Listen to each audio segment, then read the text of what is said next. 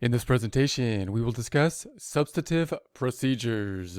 The substantive procedures are going to be those main things that come to most people's minds if you're thinking about an audit of financial statements, because these are the types of things where we would actually go into those accounts, dig into those accounts, go to the client's office and start digging through invoices or asking for invoices and bills and things of that nature. It's also the largest bulk of testing, where we would spend the most amount of time. It's the most time consuming amount of testing. Note that we will first consider the internal controls in order to then decide how much substantive testing is needed. As we think about the substantive testing and the types of substantive testings, we need to think about our detection risk strategies. Now, we've looked at this to some degree with the control sides of things, because remember that if we can rely on controls, then we're going to rely on controls and do less substantive testing. So we often call that a either low detection risk strategy or a high detection risk strategy. So what does that mean?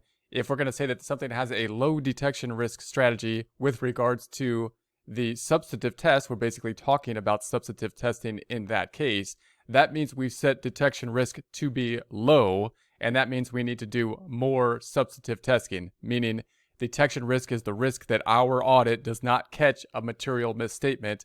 If we're going to set that risk to be low, then we have to do more testing so that we are more likely to be able to catch a material misstatement in the financial statements. And that means if the detection risk is set low, that means we're doing more substantive testing, which likely means that we didn't rely completely on the controls. In other words, we decided that the control risk or the controls weren't as strong as they could be. Therefore, we set the control risk to be high, meaning there's a fairly high risk that the internal controls will not detect a material misstatement, and therefore we had to set the detection risk low, resulting in us doing more substantive testing. So it makes sense when you think about the relationship between the controls and the testing, but when you start thinking about the detection risk and it going up and down, you got to keep straight what it means for detection risk to be low and detection risk to be high.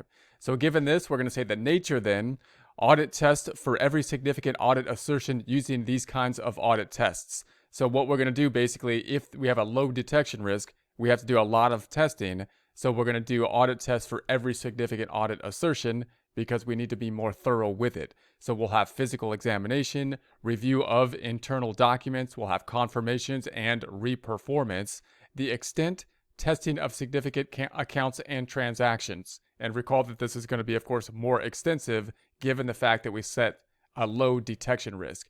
If we have a high detection risk, that of course means that we are relying on the internal controls, meaning we said the internal controls are strong, therefore the control risk is low, the risk that the internal controls will not catch a material misstatement is low, therefore we can rely on them and do less substantive testing and therefore set the detection risk high. Meaning we're basically saying we're doing an audit with less substantive testing. It's more likely that our audit might not detect a material misstatement, but we're okay with that given the fact that we believe the internal controls are strong.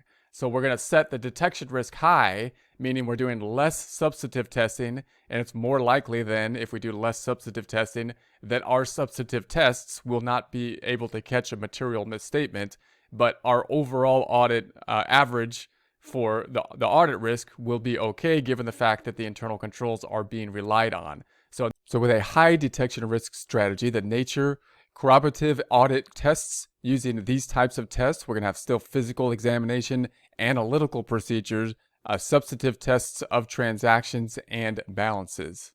And then the extent is going to be limited testing of accounts or transactions. So of course, we're going to limit the number or the amount of testing of the transactions to a lower level than if we had a low detection risk. Now, consider the timing of the audit at this time. When we consider when are we going to do these types of procedures, you might start to think, hey, most of the companies we work with will have a December 31st year end, and that means we're going to be really busy at the end of the year, because you would think then that we'd have to wait till the end of the year, of course, then we'd have to get the information, then we'd have to start to prepare and test the financial statements. In other words, if we're trying to test for the accuracy of the financial statements, it would make sense that the financial statements would have to be created, which means the period would have to have been ended.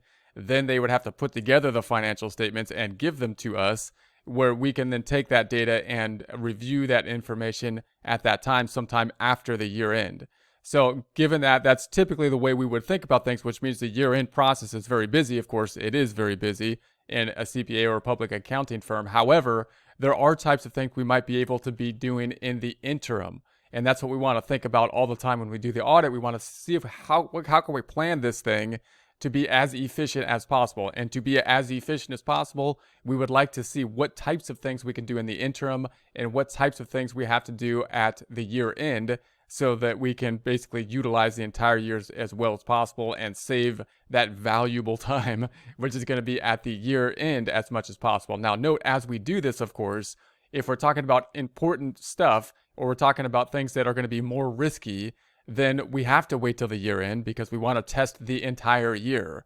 But if we're thinking about different types of things like how the system works or the internal controls and how the internal controls are set up, we might be able to test some of those things in the interim, because that's going on the types of things that are going to be format or structure based, and or things that possibly were okay last year, or we'll take a look at some other reasons why we might be able to go in the interim before the year end and do some testing and hopefully save some times within our audit process. So if we consider basically a timeline, we have the start of the year, we're going to have the end of the year. So the start of the year here, we might have then some interim test of controls, say in July. Now, if we could test the controls, we can go in there and do some tests of controls in the middle of the year. And it could be the case, well, then we tested them in July and then the company just totally threw away all their controls right after we tested them for the rest of the year. Possible, not likely, because the tests of controls are something that's going to be a systematic process. And we do want to test that during the year, because once the year is ended, if we were to go in and test the controls and do things like observation, we're really testing the controls that are being applied in the following year. So test of controls is actually something that we would like to go in and see what those controls basically look like periodically through the year. And that'll also save us time at the year end when we do the audit. Now we're going to have the year end process here. The substantive testing then, the year end, we're going to say here's basically December. Most of our substantive testing, we might be able to, do some at the last month of the year, basically.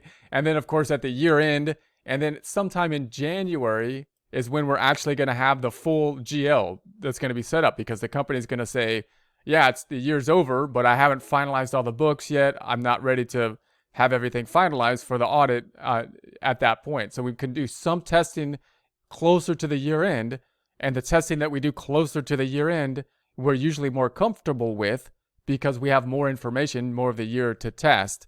But then, of course, once we get that financial information, which will probably be after year end, once the company says, "Hey, I've finalized this. I've closed out the year. Basically, here's the financial statements." That's really when we go and we can do the bulk of the substantive testing, and we might do that all the way up to March, or however much time it takes for us to take that information and then complete the audit. So just note, as you do the audit, we're really going to be conscious of this timeline, of course, and most of that valuable information is going to be after the year end, when we can apply most of the tests. However, we want to pull as many tests into the interim as possible to make it easier to save that valuable time at the year end. So how might we do that?